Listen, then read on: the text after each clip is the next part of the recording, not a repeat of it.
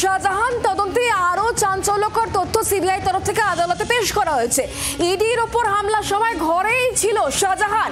বয়ানে স্বীকার একাধিক সাক্ষীর, এমনটাই দাবি করা হচ্ছে সিবিআই তরফ থেকে। দুটি ফোন নাম্বার থেকে একাধিক ব্যক্তির সঙ্গে কথা বলেন শাহজাহান। সকাল 7:20 থেকে 7:53 পর্যন্ত 11 জনের সঙ্গে তার কথা হয়। রিপোর্টে এই দাবি করা হয়েছে সিবিআই এর তরফ থেকে। আলমগীর ছাড়াও আরো একাধিক ব্যক্তির সঙ্গে কথা হয়েছে শেখ শাহজাহানের, এমনটাই খবর পাওয়া যাচ্ছে। এমনটাই বলা হচ্ছে সিবিআই তরফ থেকে। আদালতে এই দাবি করা হয়েছে দুটি ফোন নাম্বার থেকে একাধিক ব্যক্তির সঙ্গে কথা শাহজাহানের। আমরা বিষয় নিয়ে আরো জানবো, কথা বলবো। অনবংশ নিয়োগী এই মুহূর্তে আমাদের সঙ্গে রয়েছেন প্রতিনিধি টেলিফোন লাইনে। অনবংশ, সিবিআই তরফ থেকে আদালতে কি দাবি করা হয়েছে?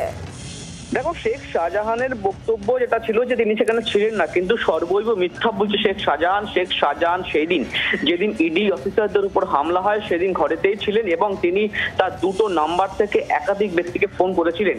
তার মধ্যে বলা হচ্ছে শেখ আলমগীর ছাড়াও ন্যাজাট পঞ্চায়েত সমিতির প্রেসিডেন্ট সবিতা রায় এবং জৈমুদ্দিন মোল্লা সহ একাধিক ব্যক্তির সঙ্গে কথোপকথন হয়।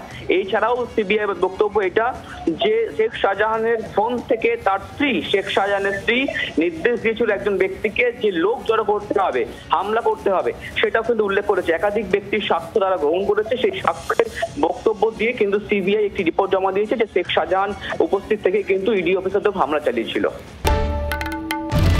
বাংলার আওয়াজ, বাঙালির আবেগ, জি 24 ঘন্টা।